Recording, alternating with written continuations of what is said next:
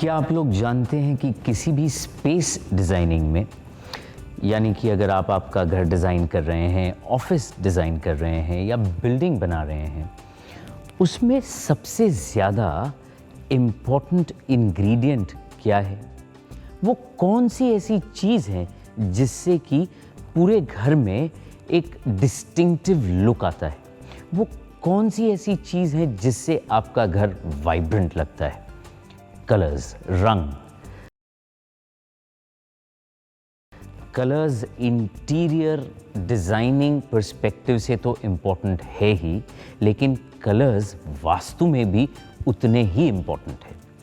Colours have the power to neutralize. Colors have the power to nullify. Colors have the power to mitigate. Colors can enhance any space.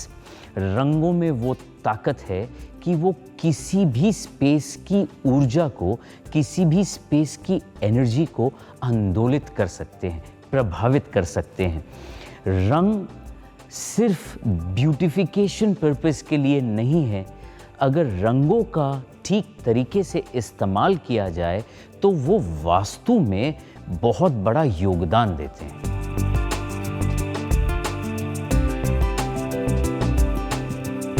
आज हम एक ऐसी interesting space में हैं जहां पे 360 degree view है।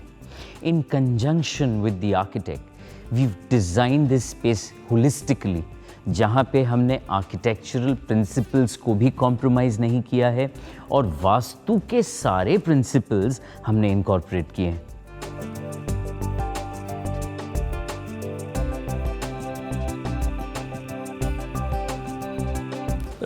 ये पर्टिकुलर क्लाइंट जिन्होंने ये प्रोजेक्ट हमें दिया था as an architect, site visit पे पता चला कि उस लोकेशन पे 360 डिग्री व्यू है। साउथ साइड पे सबसे अच्छा व्यू था। First thing that came to my mind was कि मैं as an architect south side को कैसे कैप्चर करूँगा, क्योंकि ये डायरेक्टली वास्तु प्रिंसिपल्स के कॉन्फ्लिक्ट में जाता है।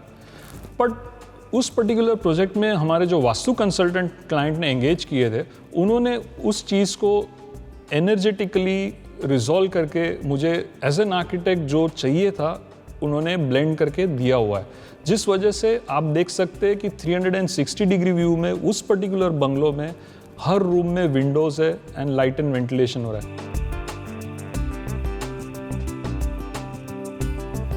जो उस पर्टिकुलर लोकेशन डिमांड कर रहा था अच्छे व्यूज का, वो हमने एज एन आर्किटेक्ट कैप्चर कर सके।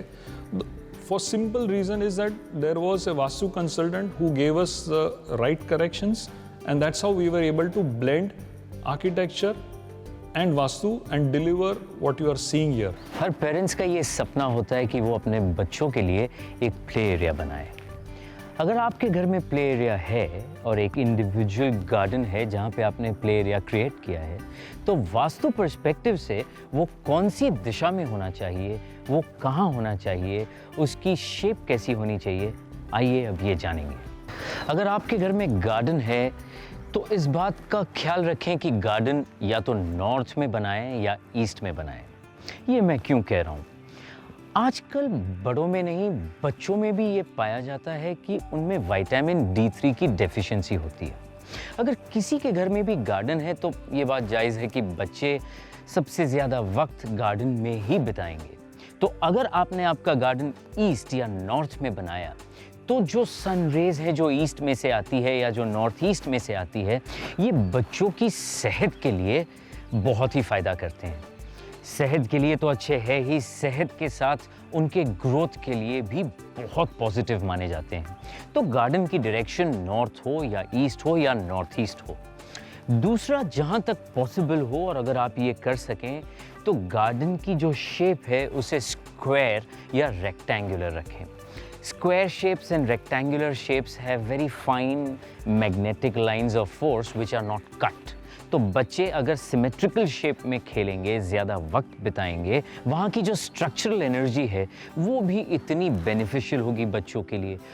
और एक फ़ायदा जो ईस्ट और नॉर्थ का गार्डन करता है वो ये है कि जो सूर्यास्त की दिशा है, जो पश्चिम है, और पश्चिम, नैऋत्य, साउथ वेस्ट, यहाँ से इतने हार्श सनरेज आते हैं, इतने ज़्यादा अल्ट्रावायलेट रेडिएशंस होते हैं।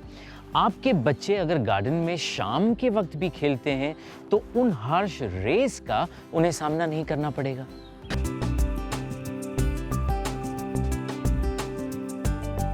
अब वेब, मोबाइल और टीवी पर उपलब्ध